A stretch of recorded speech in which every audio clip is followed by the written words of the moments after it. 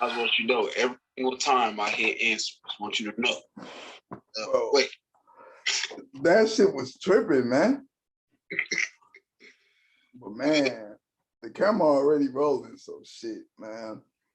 What is it's been over a year. It's been like a year and about 4 months since the last interview. It's been a while for sure. And a lot of shit done changed, man. Hold on, let me make this this FaceTime call bigger. Man, so what you been up to since August 2020?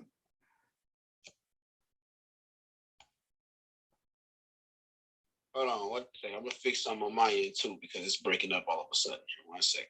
All right, there we go. You should be in the game. All right, so welcome back, man. It's been over a year. Yes, sir. I appreciate you having me back, man. I deeply appreciate what you do for the city and all that, man. So, I mean, just happy to be back up in here, man. Man, it's an honor, man. You could have picked any platform at this point. Your name is huge right now. It's getting big, man. I'm working to make it so. But right now, my head down here still, man. I gotta get my head down here right now still. So you just dropped a project recently with Ace Cabana. Yeah. This your first official drop, like any body of work? Because as far as I know, not technically. So I don't know. You might remember last year I dropped "Let Me Speak." That was my solo project. That was just a collection of songs. Yeah. And then this right here, and the concept was the same. Me and Ace been in the studio so much over the last year, so we decided to do something similar. Just put a project together and get that music out before we really transition into the next year here. So what was on Let Me Speak? Because I know I got it in my Apple, but for those who don't know. Let Me Speak of some of the original classics, man. It got Round 2 on it, Lil Baby on it. It got a bunch of songs that don't got videos. It was really the first project that I put out. I think it was 14 songs, and it's the first project I put out. And it was just meant to introduce myself. So whole bunch of the songs I know you know, for sure. So it's really a bunch of basically that original time where I came out. It's a bunch of them songs and a bunch of other ones that don't got videos. Yeah, I'm looking at the track list right now. Yeah. A lot of these we've heard. Yeah, I remember this project, man. So what's different between, other than it being a collaborative project, what's the difference between that one and this? The musical growth, like 1,000% the musical growth. I mean, Let Me Speak, I love that project because it's like I said, it's an introduction. So that project was really meant to show people like, hey man, I can make music. You know what I'm saying? This is my story, so listen. But this little Marl Drive project with Ace, I fuck with Ace so much because he really made music for real. You know what I'm saying? I really like making music. So we can really do anything as far as we just having a good time, we can do anything. So that project I like because of the musical growth. Like just multiple genres on that project. It don't feel like there's any limit on my creativity on that project. I feel like I'm really being open and me all the way through. Yeah, I always felt like that about your music, man. I feel like you could do any style. I feel like you could do trap. I feel like you could pop out with a pop song with like Maroon 5 or something, and it'll still be you. I plan on it. It's a lot of people that can't do that. It's a lot of people who, if they did a song with Coldplay, it'd be so out of their field, people probably wouldn't even fuck with it. Yeah. But I feel like you could pull some shit off like that, and then be like, damn, he still remained who he was and who he is, even on the song with these people who have a whole different walk of life. Like Coldplay and them, they not from Flint, so they don't know nothing about a Flint life. But you can bring that Flint to them, and I feel like it'll still be a dope ass song. You one of the few people that I feel like can do that from here, though. Like I don't feel like it's that many people. I appreciate that deeply. That's my goal too, because it really ain't about rap. I mean, rap is my favorite genre of music for real, but I really like making music all the way around. Like I listen to everything, so I wanna feel like I can be a part of the whole thing. Like everything I listen to, I want to be able to make too. You know? Yeah. So you did a video shoot at a pool party, man, and I'm still waiting for the videographer to drop the behind the scenes footage. We need to find this man and figure out why that ain't dropped yet. How was that video shoot? Based off how it looked like some Project X damn near type shit. Okay, look. So, big shout out to Derek, man, to Rick, Journey. So yes, technically his song and Billy, that was around the time that Billy had a kind of first came around too. So for people who don't know, he talking about the Come Through song with me and Journey and Billy. And the video kind of came, the video was real, it was somewhat last minute for real, because that pool party was already happening. Shout out to Sway. Yeah. But Sway Montoya was throwing that pool party. So we had pulled up, saying Sway Montoya and Rick, I guess they had an arrangement where, that they both kind of worked to kind of blow that party up. And me, I don't go to parties for real. So the shit look, don't get me wrong, but me, I ain't gonna cap. The majority of the party, I sat behind the DJ booth and smoked weed. Now, when it was my time to do my performance shots, whatever, came out, if you notice, my verse in the video start with somebody handing me the mic. That's like the first time in the whole party I stepped from behind the DJ booth. Like the whole, I'm not a party type of dude. So the party was like that, but I wasn't in the party like that. Okay, I respect that, man. That video shoot looked crazy, man. Like I remember when you were reviewing it, you was like, man, respect to his girl, cause man, my girl wouldn't have let me. But man, if I had a girl, nothing at the party for real anyway. Yeah. Not that my girl really would care too much if I did, but bottom line is, I wasn't even really on that. Yeah, I feel you. So the Cypher video, you was in it, but you ain't had no part. And I was highly disappointed. I just knew you had a verse. Deep down in my soul, I was like, I can't wait till his part, because I know he gonna snap. And I'm just like, yo, why the fuck this man ain't have a verse? You would have killed it. I was disappointed too. Look, this is what happened. I'm gonna drop this. I'll just drop my wood. I'll make a phone call after I get off this. Anyway, no, it was like I was disappointed because I wasn't there. That's all it was. I mean, like when people make music, I know a lot of people ask to be a part of that cypher afterward and was wondering why they didn't get called and stuff. But the reality is, everybody who was on that cypher was in the room at the time, flat out. Yeah. The time that they got recorded. Trey don't even be rapping like that. But you see, he got a verse on the song because he was there. Yeah. So, so it was like anybody who was in the room, got a verse. And I said Trey, I'm talking about Nappy Gilmore. So Nappy Gilmore didn't be rapping like that, but got a verse because he was in there. Me, I was out of town. I was in Detroit. I remember being on FaceTime cussing these niggas out. Like, I can't believe y'all recording this shit without me. Yeah. So when I got back in town, they was ready to shoot the video. I had to be there for that at least. You know what I'm saying? But at least. So disappointed. Man, my favorite part of that song, as y'all could probably tell by the reaction video, was Rockstar Billy. Oh, for sure. So that nigga, where that relationship come from? Because you said you just recently met him? Well, no. Well, okay. Me and Billy's relationship is probably one of the most interesting because, okay, so back in the day, I used to rap, right? Yeah. Used to be Caution back in the day. A lot of people know that about me now. Yeah. And I went to high school with Rockstar Billy. Rockstar Billy wasn't rapping at that time. Yeah. I actually describe Rockstar Billy as like my high school bully. Rockstar Billy was like that. He was my nigga, but that nigga was an asshole in high school for sure. Yeah. So like the chances of us and his older brother John Doe used to beat me in a talent show every year. So me and like Billy like making music together, like that happening was just like never a thought for real. Then I remember like I guess it was a little over a year ago or a little longer than that. We was just talking online because I noticed he was rapping again and he was peeping my music. So I put up on him a couple times. He played me some music. Over time, we just started fucking with each other more. He started coming to the studio, hanging around. But then he ended up signing a deal with my manager. So now we got the same management, me and Billy. Yeah. So now we just rock with each other on the regular now.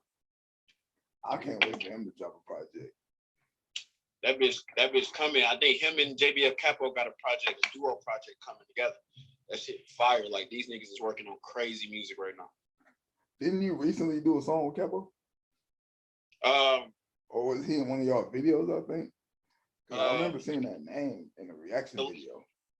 The last song, the last song I did with Capo is on Moon on Marla Drive. It's the "You Can't Stop the Rain" song. But outside of that, the last video I did with Capo, I think, was just the "Never Wanna Fall" video. I think it's the last one we did together. Yeah, I remember hearing that name. Never Wanna Fall. Me and JBF Capo did, What I Need together. We did Gotta Understand from Let Me Speak together. We got Never Wanna Fall together. Capo, he's got a couple collabs with me for sure. Sound like y'all did enough music to have a project like you and Ace. Man, there's a few niggas around me that's like that. So it's all gonna come. But JBL Capo, he part of the same management too. So basically he BRB, Blood Rich Businesses, Billy Capo, Ace 1090, Two Whoop out of Charlotte, So it's like it's a few of us rocking together right now. So what made you sign a management deal? Most people, they just tend to do everything on their own. It was just about expanding my resources and finding a way to make sure I'm surrounded by the niggas I trust. Because what happened was, I think a lot of artists like rush to like get managers and stuff. And like the reality is, you probably don't need a manager. If I'm going to advise most rappers, the thing about it is, at least not right now in your career, as long as you focus on staying educated yourself. But the reason I acquired Joker was because, Joker has started Blood Rich Business out back when he was living somewhere else out of Michigan, and we had came to Michigan. He moved back to Michigan. He was already my homie from since we was kids. Me and Joker, we knew each other since children. Like I was 5 years old, I knew this nigga. So like, when he started the music management company, and I just so happened to be a rapper, and he came back to Michigan, I was like, nigga, you might be one of the only niggas around here I can really, really trust. Yeah. And then, it was at a time too where I was starting to get lost because I was a rapper back in the day. There was a lot that I knew how to do, but once I got to a certain point in my career, it was starting to get a little more lost for me, where I needed some kind of, resource expansion to help me keep moving. So, Joker really gave me that. He gave me some structure. He helped me focus and learn how to treat this career like a business. In church all the time. I'm watching him learn a lot of shit, and we just going up. And it was really it's built off the fact that he been my homie since we was kids, and trust in us having similar goals.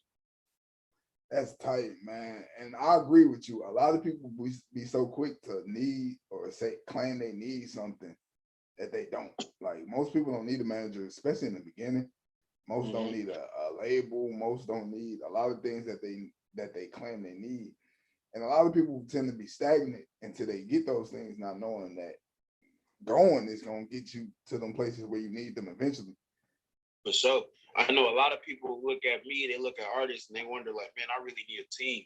But I just be wanting to tell rappers, like, man, your team is going to come naturally. You need to stop looking for it. I was not looking for a team.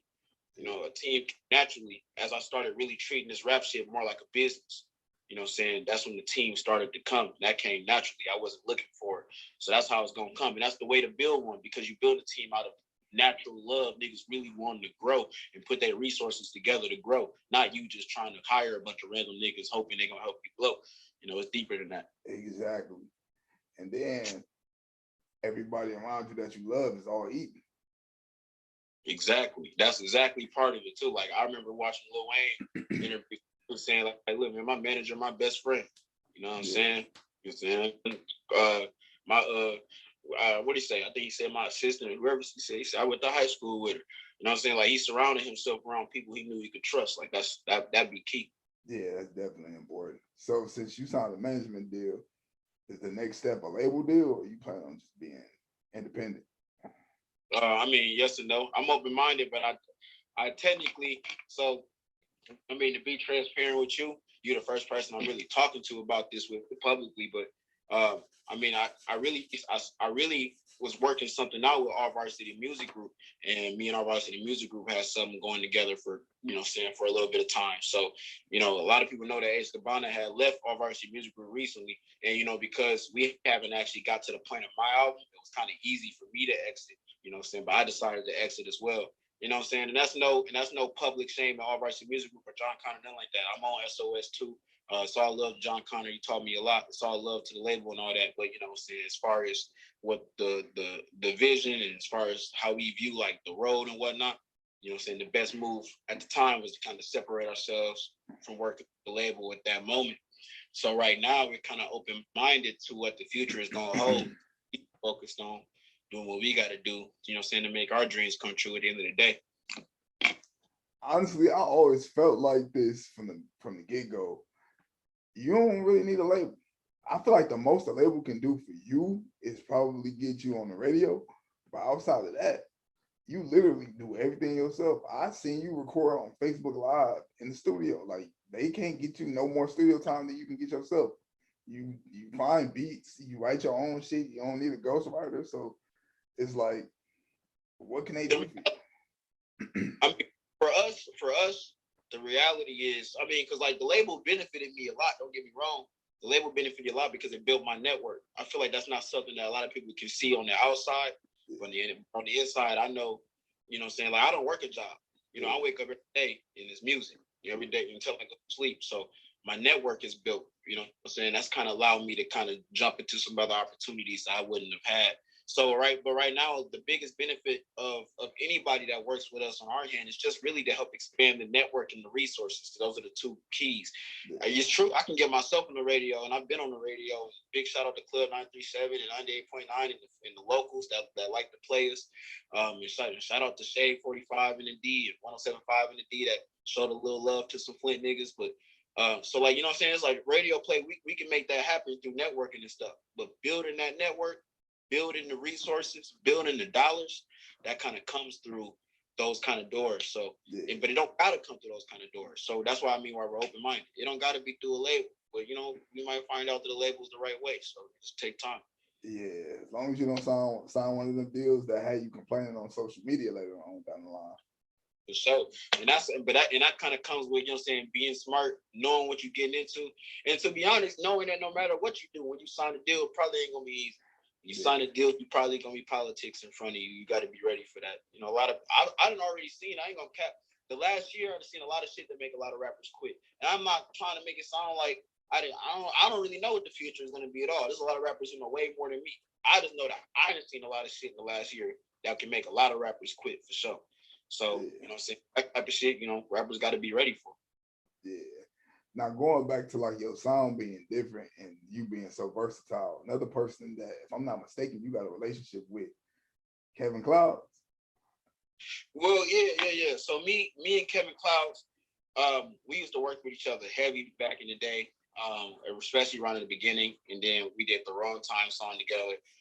Me and Kevin Clouds, we haven't done any business together recently at all. I haven't talked to Kevin Clouds recently for real, so he's not somebody that's been around me a lot recently at all. But I know back in the day, you know, we used to do a lot of work together and whatnot. So, you know what I'm saying? Kevin Clouds is somebody who used to be around heavy. I don't get, like I said, we don't really be around that much, but you know, it's like, you know what I'm saying? There's no hard feelings, nothing negative to say or nothing like that, you know. Yeah, I feel like he another versatile person that's different, kind of like you. Yeah, man. You know, people, it's dope when you can hear, like, you know what I'm saying, just that different type of music for real. It's like a lot of people think Michigan only got one sound. So right. Yeah, I definitely support people doing things different around here to show people that ain't just one sound here. I can definitely say that you and everybody you be around is showing that. Like Billy don't sound like he even from Michigan. Like he don't even sound like a Midwest person. He just sound like he could be from anywhere. That nigga Billy crazy. That nigga Billy really Lil Wayne. He can get on the mic and just do that shit too. Yeah, and that's how I feel about Ace. That boy Ace the same way. We'll get on the mic and just do it. Yeah. Crazy. When he rap, you can feel the confidence, like through him rapping. It's like I just know he that nigga. Like he's snapping for real. That's why I fuck with them niggas so heavy, man. It's like, and the thing about them niggas is, them niggas, I really believe them niggas is built for this. Like, I believe that them niggas is really built for this. It's way more than talent. Yeah. It is be that work ethic. It be ready to sacrifice a lot of shit. Them niggas is really built for this, for real. Yeah, I feel like all y'all got star quality in different ways. For sure. So Alexander Hamilton. Sir. Who or what is that? So so that song really came from the inspiration of the musical Hamilton. So there's a musical out there called Hamilton. Fire at for anybody who pays attention to musicals or theater anyway, most likely knows about it, of course. Extremely popular, surface level mainstream musical for sure. And it's really about Alexander Hamilton, a founding father, uh, whose history is interesting because it really shines a light to how they solved their issues back in the day. Because Alexander Hamilton was known for dying in a duel with a political enemy of his.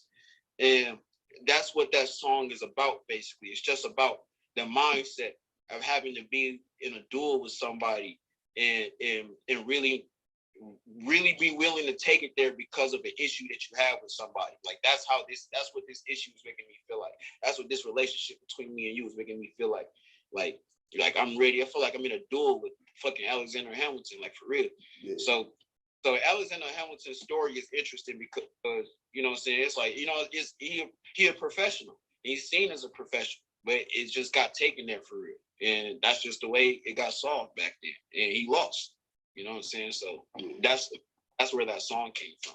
And like I said, if you listen to the musical, I think you can hear musically how the musical can inspire the song as far as the music vibe and whatnot from it too.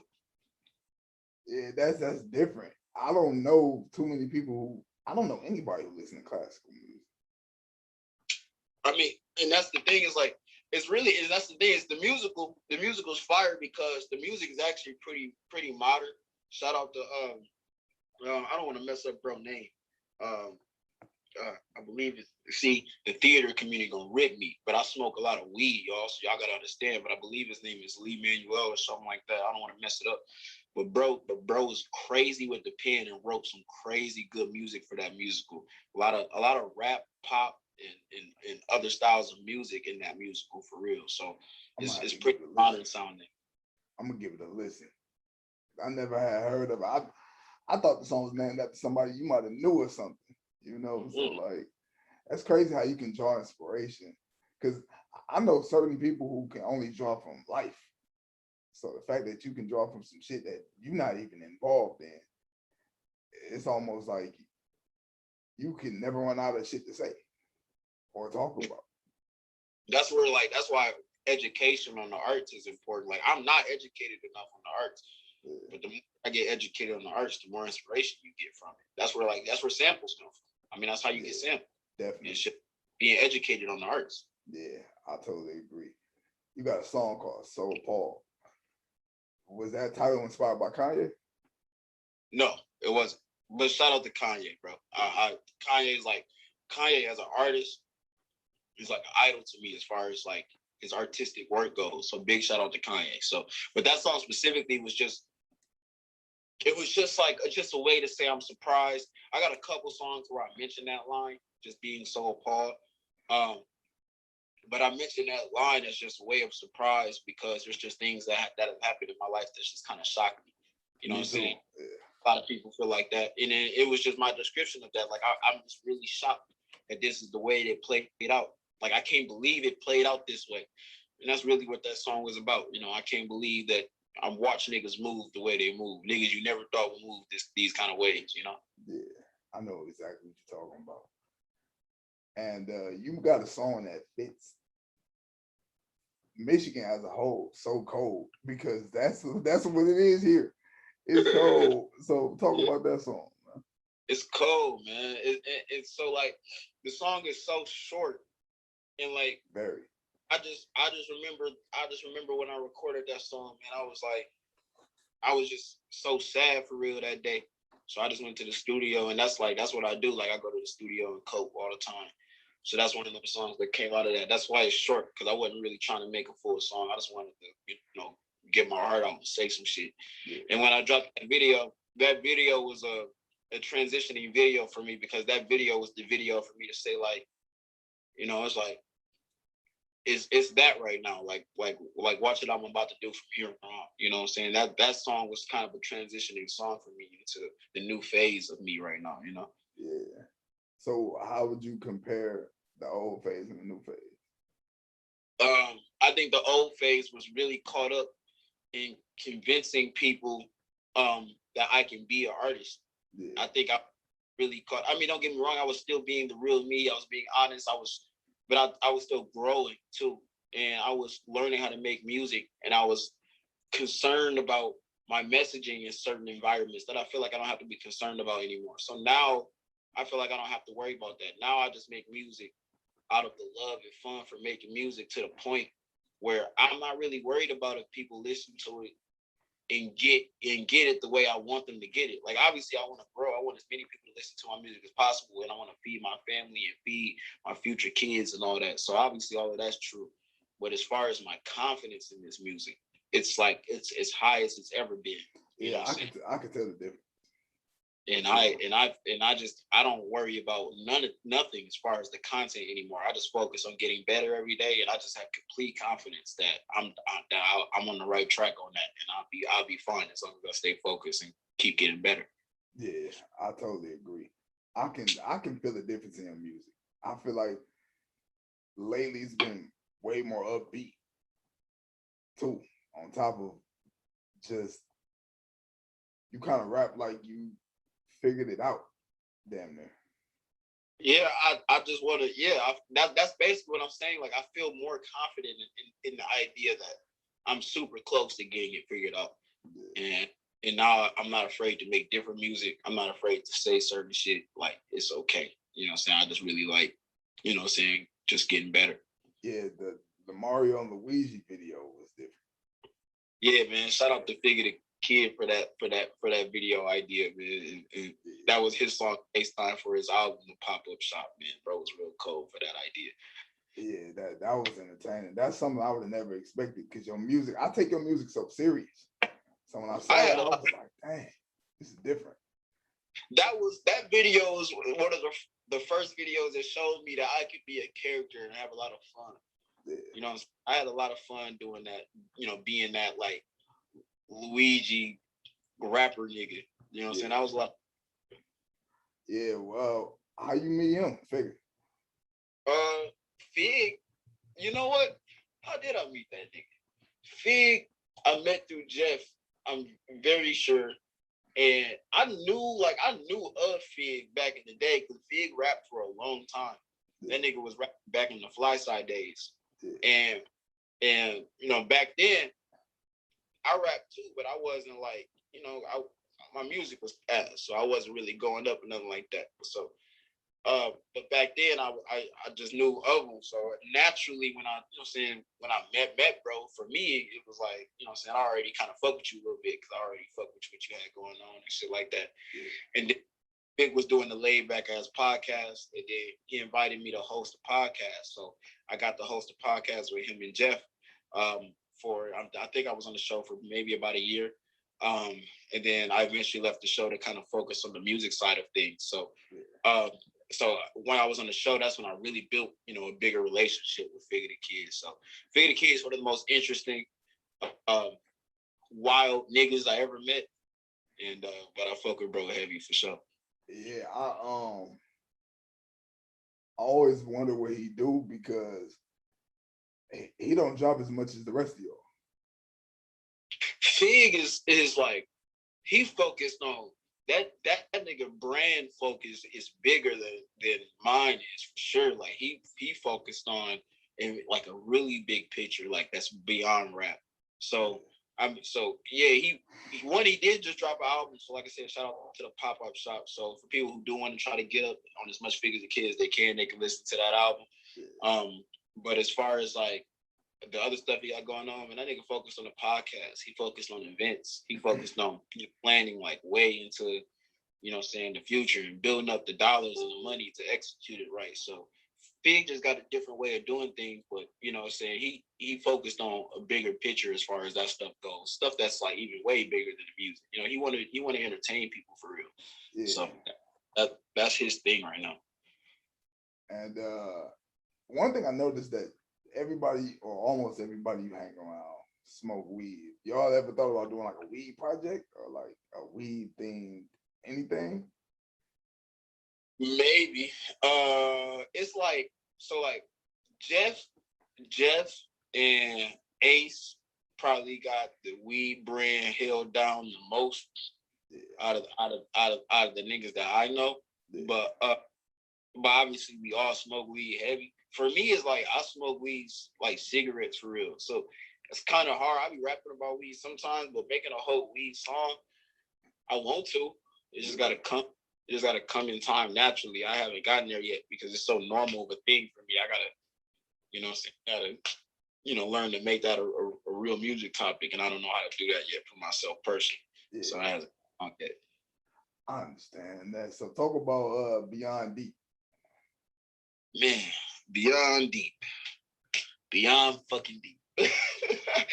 Man, so that song, that song is very momentary, because when we made that song, when me and Ace made that song, we just had a lot of things on our hearts. There was a lot on my heart for sure that I wanted to say. Yeah. So in that song, I really meant every word I said, man. I really was looking at the way, shit was moving around us, and it just inspired me to really speak, and I just had to say a lot of shit. Ace just so happened to have a lot of shit to say too, but as far as what to draw from the song, I just have to tell people to listen to the song for real, and draw what they want to draw. But I'll tell you that, what I'm saying, it really did come from a real place, everything we talked about in that song. When I saw that title, before I even heard it, I just knew where it was going to be, because you don't name a song Beyond Deep and then play on it. Like, no, yeah. That's something you really take serious for real. So I knew it was going to be a deep song, no pun intended, before I heard it. Yeah, for sure. And shout out to Tyler 4K, by the way, too. You know what I'm saying? And the 810 Lounge for having us in there, too. So back to Billy, the song Thoughts. That was a record that I didn't know what to expect from y'all, just based off his side. Like I kind of can always know what to expect from you, because even though you versatile, you got a lane. With him, it's like I don't know what he gonna do. So when I saw featuring him, I'm like, I wonder what the fuck he gonna talk about. So talk about that song for a minute, man. We recorded that song 2 whole different times. I don't even know if Billy First is the same as the first time we recorded the song. We actually recorded the song in Vegas, and because last year I went to Vegas twice. The first time I went, I kind of went and really kind of focused on the recreational side, and got a call from Kevin Clouds. He was like, "Nigga, you went to fucking." Well, he didn't say nigga. So I'm gonna cut. Anyway, Clouds gave me a call and was like, "Man, you fucking went to Vegas at the wrong time. We're all going down there next week." So I came back to Flint, went back to Vegas again, and at this time I brought Rockstar Billy with me. Rick came with me. UFO came with me. Just brought the gang with me, and we just spent time in Vegas shooting videos, working. And when we got in the studio, we had like this long ass studio session, and I remember I recorded my part, and then I went to sleep, and I don't even remember Billy going in the booth at all. I was fucking asleep, and then I woke up, and then shit, we just packing shit up and leaving the studio. The next morning and shit, before we had flew back home, I told Rick, like, man, let me hear that song we did. Rick opened the laptop up, fucking song was gone. Shit was gone. Like, whatever happened in file transfers, like, just a rapper's worst nightmare. Shit was just gone. So we tried to reach out to the studio we went to, like, hey, man, we want to get back in there and see this shit, blah, blah, blah. Studio never reached back out to us, so we ended up flying back to Michigan without the song. But we had videos on Facebook of the song. So that would piss us off. It's like, this shit sound hard. So now we gotta remake it. So we just made it again in Michigan. And Billy came back, did a verse. And that's just how it came together. It almost never happened. Like, we was willing to just say, man, fuck it. But the shit sounded so hard in the videos, we had to remake it. Yeah, and that's crazy because I never knew that happened, but I'm glad that y'all did it because the song, like you said, the song is crazy. Like that's another person that I feel like you could do a project with, just like all different types of sounds and different type of music. Yeah, that song was really good vibe. Like I said, we was in Vegas, so we was just trying to. I remember I didn't have nothing written, nothing. We just walked in the booth and was like, man, this the vibe right here. I'm gonna just go with this. Just went with that, you know. Yeah, I really like that song. You got a relationship with King Cassius? Yeah, man. I mean, like King Cassius is like I fuck with bro heavy because you know he one of them niggas who you could tell he got genuine love for the Flint scene. So it's like I definitely fuck with bro heavy. We don't got a lot of music together. We just got on my own together. And that's just and not for any reason other than, you know, I be focused on what I got going on and he be focused on what he got going on. Yeah. But every time I've reached out to bro, it's been nothing but love. I remember I reached out to him to perform with me at Sapo Sesh, I think it's just a few months ago. You know, it was love. So I mean King Cassius, bro, I mean he hard. If you're not tapped into bro, you gotta tap into bro. You know, it's nothing but love for bro. He working hella hard. You know what I'm saying? So he gonna go up and we gonna make more. Well, at least me, I want to make more music with him. So I'm not saying he do too, but you know that just gotta come back together at some point in Yeah, man. Speaking of performing, how you like it? You like it? time. Performance like my favorite part. That's what about. And see, that's the crazy thing that you said that because I would have thought the recording process or the writing process would have been your favorite, just because you. I mean, get recording all is that my shit favorite. out. Recording is my favorite part, but performing is up there. It's number two for sure. Yeah. You ever been nervous before a show?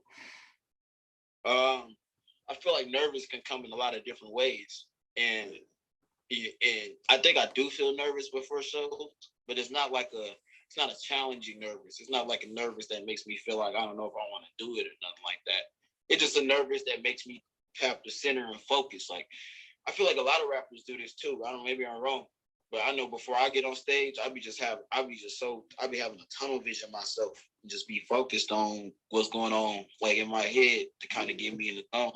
But I grew up on performing. My dad had me on stage when I was 8, 9, 10, 11 years old. Like I performed like I just been performing my whole life. And then even outside of rap, I still did band and choir and theater and all that little shit. So it's like I've been on stage my whole life. So that ain't, you know.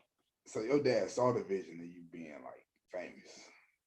Man, my dad, if it wasn't for my dad, I wouldn't do this at all. My dad is the main person that instilled my dad put me on stage. The first time my dad put me on stage, I believe I was 8 years old.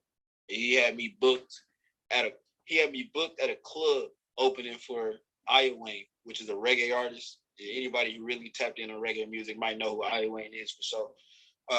But I remember my dad, we picked up Aya Wayne from the airport when he flew in from Jamaica, took him to his hotel, and then I opened up for him at 8 years old that night.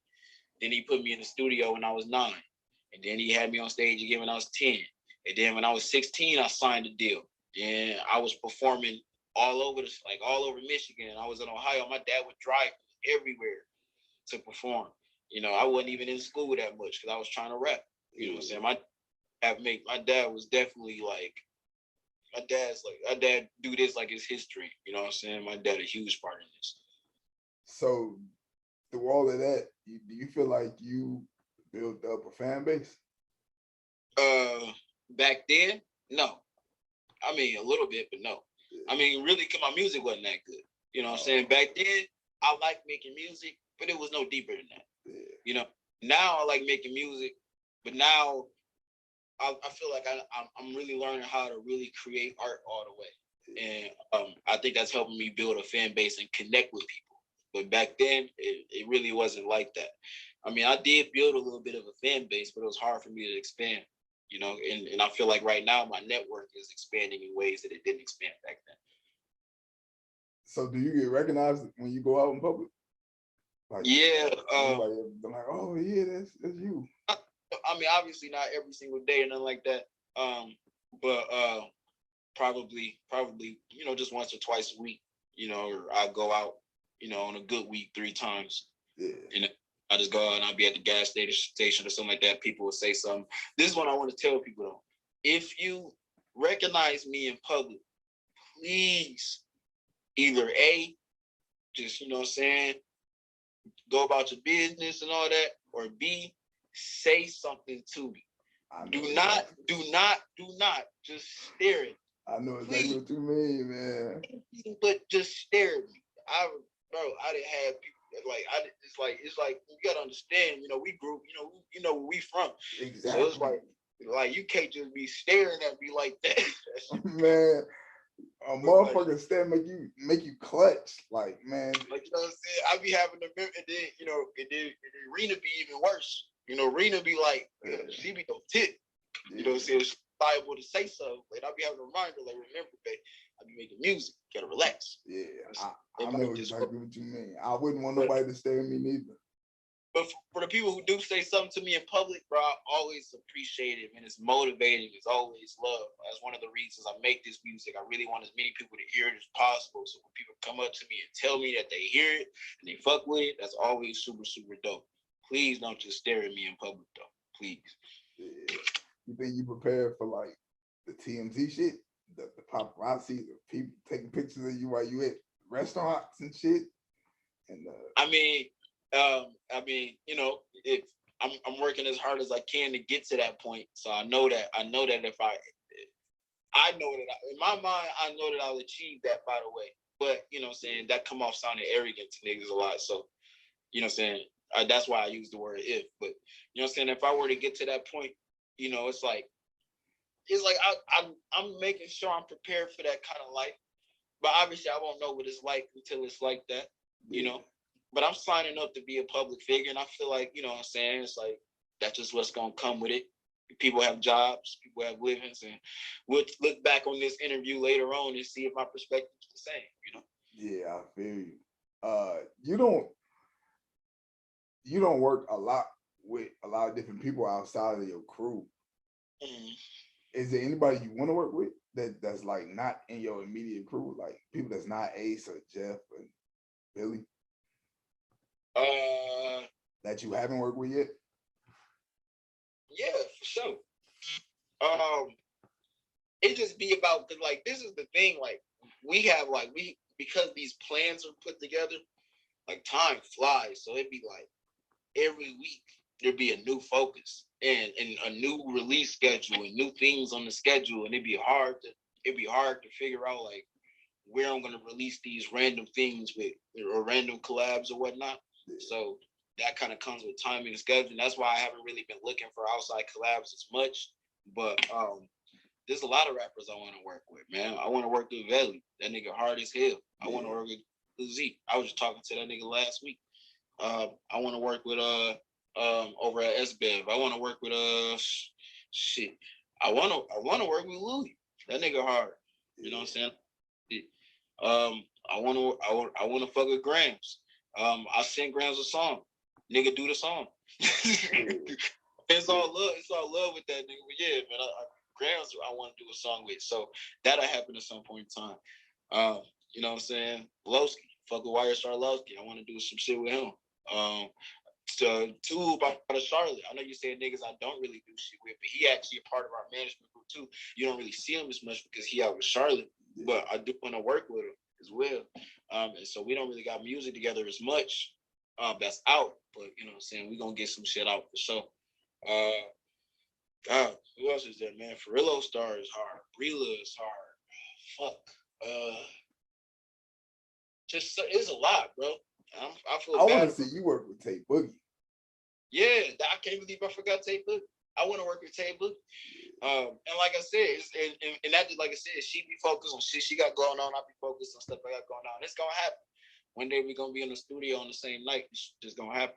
But that's how it happens. Yeah. Hey, so who was that girl that y'all be with? The light-skinned girl who be singing? Taylor Tatum, probably. You're talking about. Fire, bro. Yeah, that's her. She's fire, bro. When I saw y'all on Facebook Live and she was singing, and like they put auto-tune on her voice, but she didn't really even need it.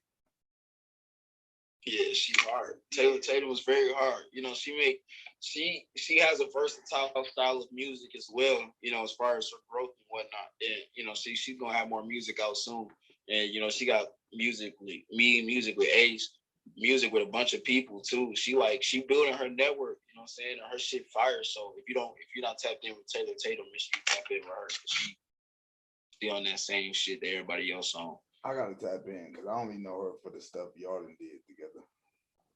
Yeah, no, tap in. She just dropped a video called Day Off on YouTube. You gotta tap in with that. She dropped What I Want. Obviously, tap in with that. Um, we got a couple collabs that's not even out yet. Them bitches gonna come out. That's fire. So just time. Yeah, that's tight that working with a female don't interfere with your love life. Cause I know a lot of people who I've been in studios where it's me and a bunch of male artists and the girls still tripping. Yeah, no, man. It's like this music. This music is different. You know what I'm saying? And I feel like people who make music and people who pursue careers where they're in the public eye or they have to work with people closely and whatnot, and they have partners at home and stuff, like, you know what I'm saying? You would have those conversations with your partner. You guys set up, you know, saying parameters in relationship that make, you know, everybody comfortable, makes everything work. You know, not everybody's relationship is the same. You know what I'm saying? I feel like we look at a lot of relationships and assume that they all live by the same rules and they do things the exact same way and all that. But the reality is, not every relationship is the same. So, you know, saying in our relationship, it works the same way. We just look at everything and then we set up, you know, saying the parameters that make everybody comfortable so we can move forward and focus on what we really want, which is to build something for us, for our family, for our kids, and that's what it is. Yeah, and I feel like that's important, even when you sign your deal, to like keep your master so you can give it to your family if you pass or when you pass. You know what I'm saying? Like I hate to hear the stories where kids can't eat off their parents' music.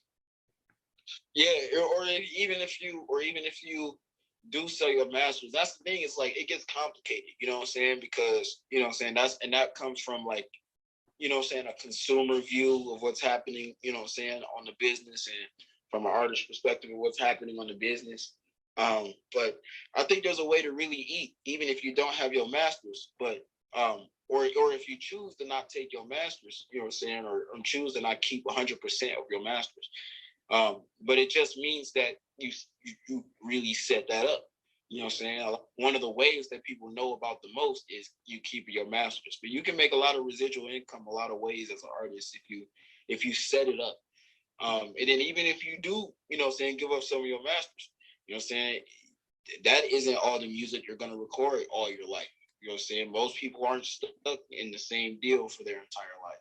So even if they choose to give up a percentage of or their masters at this point in time right now, you know what I'm saying? It's because it helped me get the bag. So at this point in time, I could keep my masters and move forward. You know what I'm saying? So it gets complicated, you know what I'm saying, as far as that goes. But I just make sure artists, I make sure I know and other artists know that fuck with me, like make sure you got something set up to get a residual, however way you want to go about it. Yeah, you're right about that. In the Fire, talk about that. Yeah, man. So In the Fire is actually on the Let Me Speak project we talked about. And that was the first time. That was the first time I got to bounce out of like the regular style I was doing. Like I wanted to make some different shit, some happy shit, some shit that sounded kind of like a vibe or whatnot. The music video was a fun time. Like we went up north to shoot the video. And we started like in Mackinac City, and then we just kind of went down west.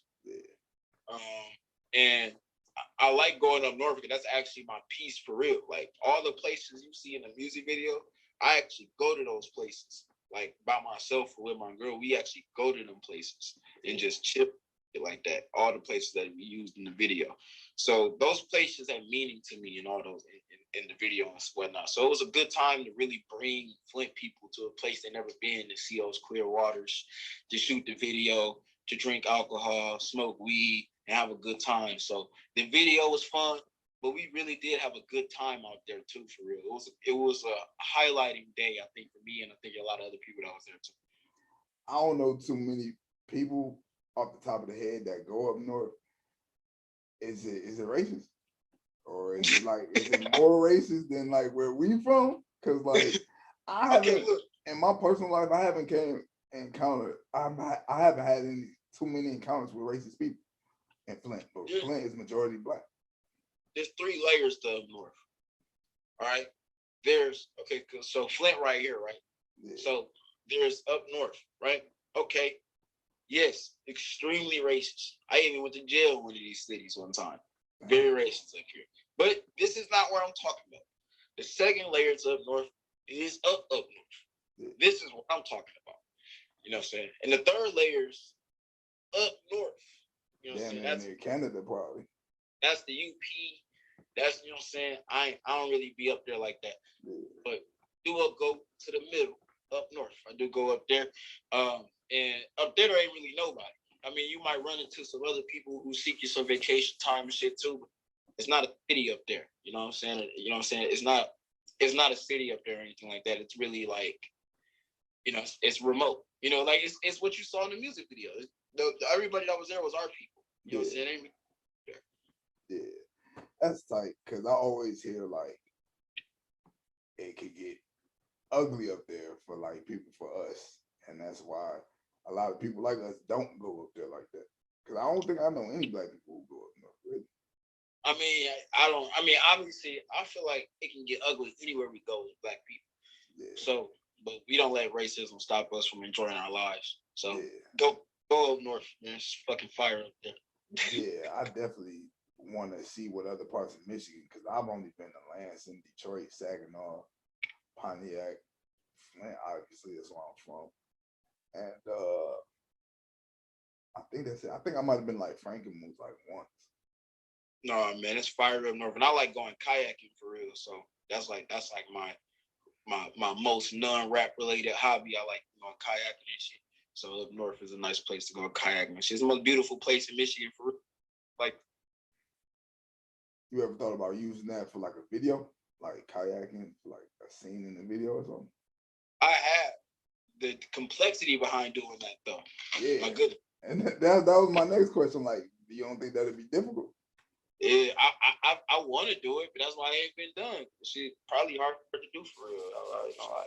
Yeah, you might need a drawing or droid, whatever the thing is called, to do that type of video. Let me see what else. How do I die? I thought you was gonna be on your Juice World shit on that one. When I saw that title, I'm thinking he going through it. Like, talk about that.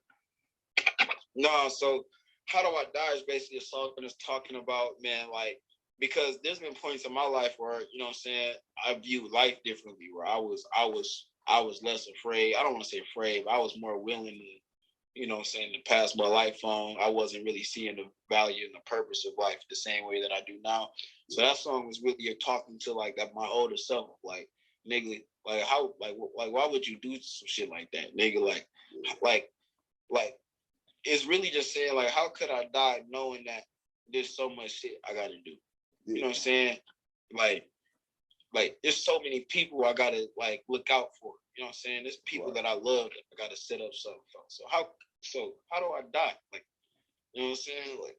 Like I can't die. You know what I'm saying? Like I got too much. It's like too much on the flow. I can't. So that's what that song is about. Yeah, I often hear people talk about how suicide is selfish, and although we can't ignore the fact that this person who's having suicidal thoughts, them being selfish is the last thing that's on their mind because of what they're going through. But I always feel like death, especially self-inflicted death, always hurts more than just the person that's going through it. So I feel like that's another layer. Yeah, and that be the, so like this is the thing, like when people call stuff like that selfish and stuff, it's like I understand that perspective, I get it. In my mind, I really think outside of however it affects other people, I think you're really just not serving yourself at the end of the day. Like I feel like I wasn't serving myself at the end of the day. If anything, I wouldn't feel like I was being selfish, but also because I know now that I wasn't even making a decision that would have been well for me. Yeah. You know, the reality is if certain things that I did or went through all the way, or if I made certain decisions back then, like I wouldn't have the music career I have. I wouldn't have all the people around me that support me now. It's crazy to think about the way I was thinking back then versus now. You know, I'm 25 years old, so when I was fucking 21 or 20, I'm looking at life hella differently. It's like it's crazy what 5 years can fucking make for real. You know, you got to give yourself time. You know? Yeah. I've never been suicidal, but I've had points in my life where I wanted to die. I just didn't want to be the person who did it to myself. So I can totally understand, because I'm nowhere near that place no more. And I felt like, damn, I know so many people that care about me. If I was to die, and my dreams and my wishes back then would have came true, it would have disappointed so many people. And then how the city look at me, they would have never got a chance to look at me like that. And I would have never been that person who trying to put all the pieces together for Flint. That's really all I wanted to do. Right. And now there's a certain level of comfort that you can have because you feel like you have control over the narrative that you create in your life now before you pass. Definitely. And that's how it is for me. Like I feel like I got control over the narrative now, and I'm going to hold on to control of that narrative for a while. You know. Yeah, that's true. Now the one you call, I really like that shit, man. You was really in your singing bag on that one. Mm-hmm. Yeah, I fuck with that one. I appreciate. Was that about somebody? It technically was, but like, I mean, it was really more vague about bigger situations that I was going through. I was talking to a couple people in my life, but it's basically, yeah. The song is a little obvious in its reflection. It's basically just saying like, just as far as looking at who's around you, like, are you really gonna show appreciation? Are you gonna show appreciation for the motherfucker that's around you? They're trying to look out for you for real. You know what I'm saying? That's really what I talked about in that song. And I was really feeling like that person that certain people could call. You know what I'm saying? But I didn't know if they knew that or I didn't know if they knew how to treat that person for real. And that's what that song was about. And you also got a song called "Call Me." Mm-hmm. That's one of my favorites, especially from that time. What was that about? The concept was similar to those songs that got recorded. Not too far off from each other. And "Call Me" was a similar thing. Where, you know what I'm saying, I'm basically saying like it was basically shaving off certain niggas. Yeah. Shaving niggas from my life. You know what I'm saying? It's like, you know what I'm saying? You know what I'm saying? You how you gonna be my nigga? You don't even, you know what I'm saying, you don't even call me. You know what I'm saying? I shave off certain people because, it was just like I'm going through a transitioning point in my career right now. It's time for me to really move forward, and I can't have people setting me back. You know what I'm saying? Behind me. You know what I'm saying? And that's what that song really was. Just talking about that. Yeah, if I always look back at life and I think about how if I had certain people around me who was around me when I was a teenager, I wouldn't be who and where I'm at. I would be a whole different person. And I realized I saw that for my future back then, and I knew I had to cut them off because it's like I don't want to be stuck.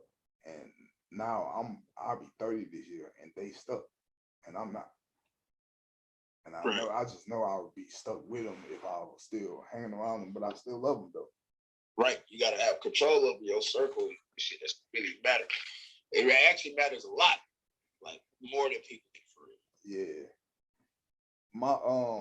My last question, well, my next to last question is Switches and Drakes. I never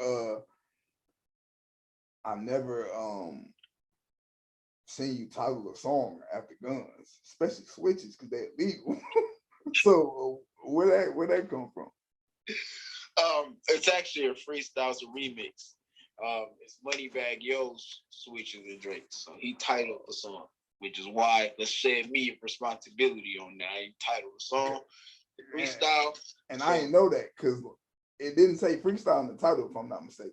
So it do. Yeah, it say Switches and Drakes. Now easy to miss though. Yeah, it say Sweater than Drake's freestyle. It's if you listen to the Moon on Mars Ride tape, it's the only song on the tape that's really a remix and or a freestyle on anybody else beat. Um and that's all it was. Like we just got. I think that was one of the first songs me and Ace made together when we got back in the studio. We just kind of got that beat and just said let's just rap on this bitch and we freestyled on that motherfucker. Put it on the tape and we shot a video to it because you know what I'm saying, we just fuck with the freestyle so much we had to have Zero come to the studio and shoot it. I got two more questions. I just realized I wrote one and I got another one. All right, so my next question is TikToks. The ones that got them hundreds and thousands. How did that come about, man? Because that TikTok ain't really big in the Flint. No, it's not. No, outside of like Y&J, Louis Ray, and no. No, that just comes from your network. There's a couple influencers that I connected with on TikTok.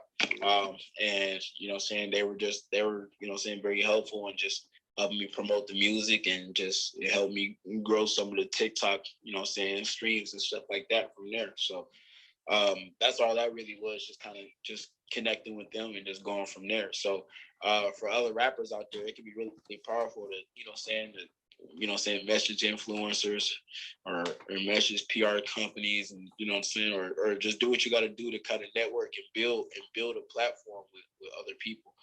You know what I'm saying? So that's really what that was about. It was extremely helpful for sure. And it was really dope to kind of see that kind of feedback and comeback from that, you know? Yeah. That was my next question. Like, can you see the difference in your streams and your views and stuff?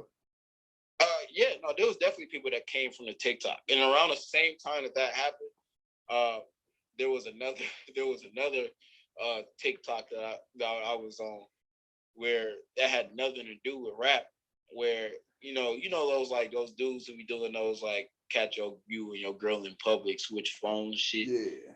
Me and Rena got caught on the switch phones video that they had put on TikTok. So you gonna have to send me that. So that video had nothing to do with rap. But, if you look through the comments of some of my videos, you'll see a couple people say they came from that as well. So all of those things kind of happened at the same time on the TikTok platform that kind of bled over into YouTube and stuff like that. You got a TikTok account? Yeah. Do I remember the fucking name of it? Fuck, I don't think so. I think it's Cameron Tyler BRB. Yeah, because I feel like that could help you on top of what the influencers already did. Yeah, so my I just checked it to make sure. But my TikTok is Cameron Tyler BRB. If anybody want to follow me on TikTok, yeah. And my last question is dreads. Now I didn't even notice that the front wasn't dreaded until you made that video where you said I might get it dreaded on stage, which didn't happen. So no, it didn't. So talk about that, man, because the last interview you had a hat on, so I didn't even notice. Yeah, man. So I free grew my hair, right? That meant that my dreads are growing without me getting retwists and stuff. They're naturally formed, naturally growing, and that's just the way that I'm comfortable doing it. You know what I'm saying? The whole purpose of me having dreads is because it's just one of the most natural hairstyles that I could go with as a black man. That shit, yeah, you know what I'm saying? I like doing. I come from a culture where that's more normal and stuff like that. So that's just the way I do it. I feel like it just, represents a different level of growth for me personally. So that being said, obviously, being in America and being in Michigan, a place where when people do get dreads, it's a lot more normal for people to retwist their shit on the fucking regular. You know what I'm saying? A common joke comes around as to when the fuck I'm gonna retwist my shit. So, you know what I'm saying? Like at the time, you know what I'm saying? I considered it like, man, I'm saying maybe I retwisted to get them to come out, but we ended up deciding not to go with the retwist. You know what I'm saying? It was my management advised me that it wasn't the best idea. So we ended up not going forward with it. But maybe album time, you know what I'm saying? I'm gonna stop capping. I'm never getting this shit retwisted. I'm gonna stop I capping. was just about to say that might be your thing. It's never gonna happen. I say never getting retwisted. It's your thing. It's like Rio with the scar. It's like it's your thing. Like people gonna realize it's you just off that. Like even if you had a face mask on, they gonna know it's you. So I would keep it if I was you. Yeah, I can't do it. I can't bring myself to do it. I'm too connected to my hair. I can't do it. Well, man, I appreciate this interview. It's another great one. Yeah, for sure, bro. Definitely appreciate you, by the way, man. I love talking to you always, bro. Your reviews are the best reviews, period. Your shit always hilarious. We love watching your interview, your reviews. Every time you drop a review, like we all get to talk about it and laugh about it. Like, it's great. So I just want to let you know, keep doing that shit if you want to. At least, you know what I'm saying? If you at least want to, keep doing that shit for sure. Y'all make it easy for me, man. The lyrics and the video and all of that make it easy for me because y'all giving me something to talk about. You know, if y'all music suck, it'll be very, very difficult to do a review. I've did some videos where I'm not talking. I'm talking about the song is 3 minutes, the review is 3 minutes and 20 seconds. But with y'all give me something to talk about. That's why I always tell people like, man, it's a Cameron Tyler video, so this song 5 minutes, but this reaction might be 15. Cause it's like the shit you say, the shit you wear, the locations of the video shoots make my videos what it is, man. So I appreciate you, man. You got anything you want to promote or talk about or any last few words? Yeah. I just dropped a video 2 hours ago with Ace Cabana for the promo. Shit's out on his YouTube channel right now. It's the first music video on his new YouTube channel. So, you know what I'm saying, if you tap there, make sure you go to YouTube, search Ace Cabana, Cameron Tyler for the promo, or go to my page. It's in my bio and stuff like that. But that's the thing right now. And me and Ace dropped that 21 song project, Moon on Marlowe Drive, 2 years. If you ain't listened to it, you gotta listen to it. I guarantee there's 3 songs you like. Guaranteed. That's guaranteed. Effectively 3 songs you don't like. And then obviously Ace Cabana got Moonwater coming soon. So that's coming in March. So like I said, make sure you tap in on everything that me and the gang got going. Rockstar Billy about to drop, Capo about to drop. So just make sure you tap in everything that me and the gang got going on. You got any specific date you want this to drop? Because other than that, I could drop it tomorrow. This come out, whenever, tomorrow, whenever. Yeah, that's fine with me. All right, I'm gonna drop it tomorrow, probably in the morning or if not the afternoon. Bet. I appreciate you, bro, for real. Man, I appreciate you too, man. Y'all, you keep doing your thing and tell the whole crew I said what's up. If anybody wanted an interview from your side, just let me know, man. We can set it up. I got you. I'll make sure they know. All right. All right, appreciate you, bro. Yep.